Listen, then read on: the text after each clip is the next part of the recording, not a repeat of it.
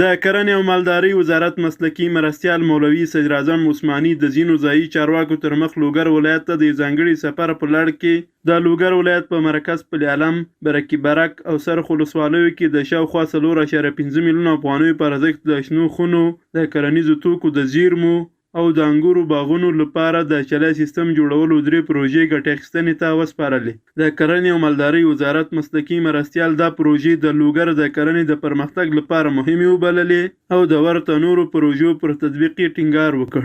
هدف دا دی چې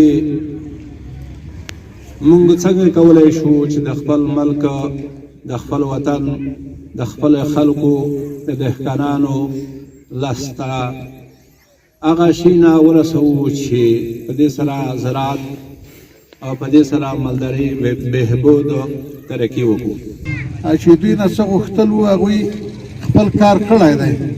بیا بالخصوص د لوګر خلکو یقین وکړئ دلته په داسې یو حالت کې د خلکو وخت تېر کړی چې بالکل تصور یې نه کېږي. د لوګر د کرنې رئیس وایي په دغو پروژو کې 4 شنې خونې، 10 جرابه د انګورو تجارتي باغونه او 15 د سبزیجاتو زیرمې شامل دي چې مرکز پل علم، سرخ، برکي برک او وزرې ولسوالیو کې تطبیق شوي او د کرنې وزارت شاوخوا 4.5 میلیونه افغانۍ لګښت پرې راغلی دی. نو دغه 3 پروژې د موږ د لوګر ولایت کې نن افتتاح ته وړاندې شوې.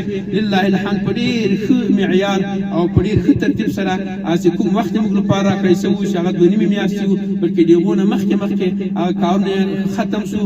د مسلکي انجینرانو د نظارت لاندې، د مسلکي انجینرانو د پاملرنې لاندې لله الحمد هغه کارونه یې اخر ته ورسېدل. په ورته وخت کې د سیمې اوسیدونکي هم د یادو کرنیزو پروژو پر تطبیق خوښ دي او وایي چې په دې سره به د کرنې برخه کې شته ستونزې تر ډېره حل شي. دا موږ ته ډېره ګټه کوي. اوس موږ پیاز یو بازار خراب وي نو دلته واچو، دا بازار څخېږي، ښه قیمت خرڅېږي، موږ ته فایده ده. بل کال ما دغه پټ کې اچولو ټول یخ رانه وویلو، نو دا موږ ته فایده ده. خیر چې موږ سره غټه همکاري کړې.